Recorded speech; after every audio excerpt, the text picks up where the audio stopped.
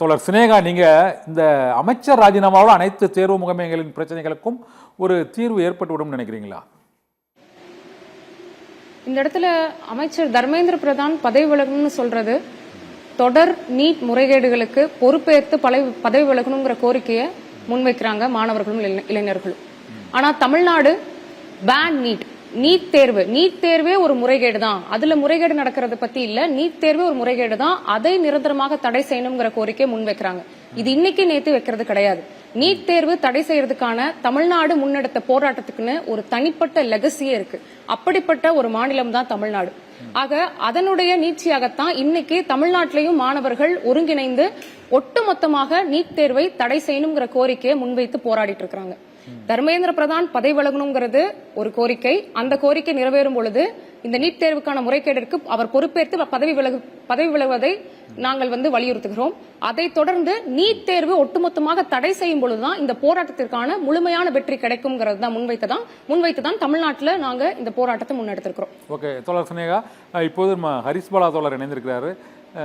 அனைத்து இந்திய இளைஞர் பெருமன்றத்தின் தேசிய செயலாளர் ஹரிஸ் பாலாவிடம் நாங்கள் வைக்கக்கூடிய கேள்வி என்னவென்றால், ஹரிஸ் பாலா தோழர், இந்த அமைச்சர் ராஜினாமாவை தவிர தமிழ்நாட்டை பொறுத்தவரை நீட் தேர்வே வேண்டாம், நீட் தேர்வே முறைகேடு தான் என்று இப்போது சினேகா அவங்க சொன்னாங்க. ஆனால் நீட் தேர்வை ரத்து செய்வது என்பது ஒரு மாநில அரசு நினைத்தால் அது சட்டப்படி நடைபெற இயலாது என்பது போன அரசாங்கத்தின் பல்வேறு கட்ட முயற்சிகளின் மூலமாக அது ஓரளவுக்கு புரிதலுக்கு வந்து விட்டது. இந்த சூழ்நிலையில் நீட் தேர்வு முறைகேட்டை தடுப்பதற்கும் நீட் தேர்வையே ரத்து செய்வதற்கும் இடையேயான இந்த போராட்ட இடைவெளி, தமிழ்நாட்டில் ஒரு நோக்கத்தோடு போராடுகிறார்கள், நாடு முழுவதும் ஒரு நோக்கம். இந்த இரண்டையும் இணைப்பதற்கான புள்ளி அங்கு மத்திய அரசு அதை நினைத்தால்தான் முடியும். ஆனால் அதை நினைக்கிறீங்களா மத்திய அரசு? அதாவதுங்க, ஒவ்வொரு போராட்டத்துக்கும் படிப்படியான வெற்றிகள் அப்படிங்கிறது தான் கிடைக்கும்.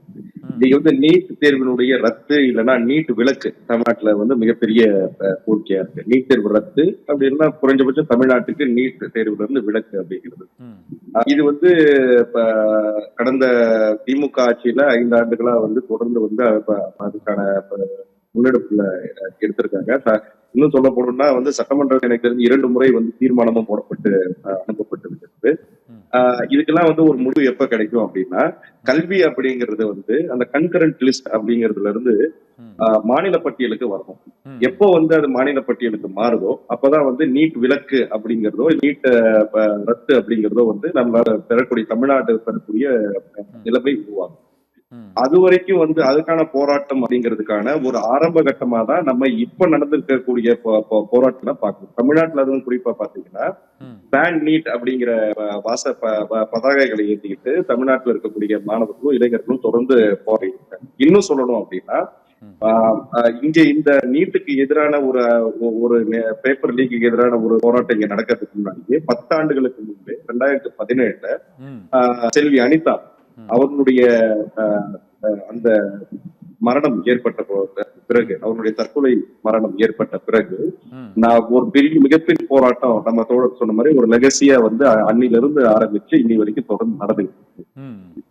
ஆனா அந்த கோவம் மற்ற மாநிலங்கள்ல பிரதிபலிக்கல. காரணம் என்னன்னா, சில மாநிலங்கள் நீட்டை வரவேற்கின்றன, சில மாநிலங்கள் எதிர்க்கின்றன அப்படின்னு போயிட்டு இருக்கும் பொழுது இந்த பேப்பர் லீக்னால எங்களுக்கு ஒரு வாய்ப்பு கிடைச்சது என்ன, அதாவது தமிழ்நாட்டுல இருந்து நான் இப்ப டெல்லியில இருந்து இப்ப மற்ற மாணவர்களை நான் பேசும் பொழுது எங்களுக்கு கிடைத்திருக்கக்கூடிய வாய்ப்பு என்ன அப்படின்னா, நீட்டுனால எப்படி ஒரு சமமற்ற நிலை அப்படிங்கிறது கல்வியில உருவாகுது அப்படிங்கறத எக்ஸ்பிளைன் பண்றதுக்கு ஒரு வாய்ப்பு எங்களுக்கு கிடைச்சது.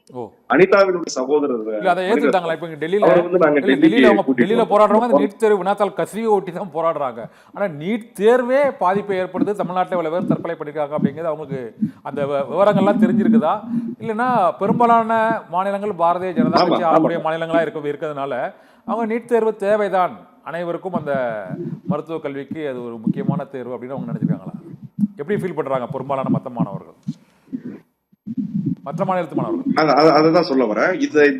இந்த போராட்டம் ஆரம்பிக்கிறதுக்கு முன்னாடி வரைக்கும் அத பத்தி பெரியதான புரிதல் அவங்களுக்கு இல்ல. ஆனா இந்த போராட்ட களத்துக்கு வந்ததுக்கு அப்புறம் நாங்க யாருக்குமே பேசுறோம், எல்லாருக்குமே கம்யூனிகேட் பண்றோம். எங்களுக்கு இப்ப மேடையில உரையாடுற வாய்ப்பு கிடைக்கும் பொழுது தமிழ்நாட்டினுடைய நிலைமைகளை எடுத்துக் கொள்றோம். அனிதாவினுடைய சகோதரர் மணிரத்னம், அவரை வந்து நாங்க தான் இங்க இருந்து தமிழ்நாட்டுல இருந்து கூட்டிட்டு வந்து டெல்லிக்கு கூட்டிட்டு வந்தோம். ஓ, அங்க பேசுறாரு அவரு. டெல்லிக்கு கூட்டிட்டு அங்க வந்து அவரை அவர் வந்து சொன்னாரா அவரு? பேச வச்சோம். பல்வேறு ம். ஆமா, அந்த அனுபவங்களை அவர் வந்து பகிர்ந்துகிட்டாரு. ஓ. பல்வேறு யூடியூப் சேனல்ல இருந்து ஆரம்பிச்சு இப்ப ஹிந்தி சேனல்களுக்கு எல்லாம் ஆங்கிலத்தை ஒரு பேட்டி கொடுத்தாரு. ம். அதுக்கப்புறம் வந்து இங்க வந்து தமிழ்நாட்டினுடைய கோரிக்கை வந்து சரிதான் அப்படிங்கிற ஒரு புரிதல் வந்து கொஞ்சம் கொஞ்சமா ஏற்பட்டு இருக்கு. அதுக்கு ஒரு மாற்றம் ஏற்படுது அப்படிங்கறது, மனநிலையில மாற்றம் ஏற்படுதுங்கிறத நம்ம கண் கூட களத்துல இருந்து பார்க்க முடியுது. ஓ.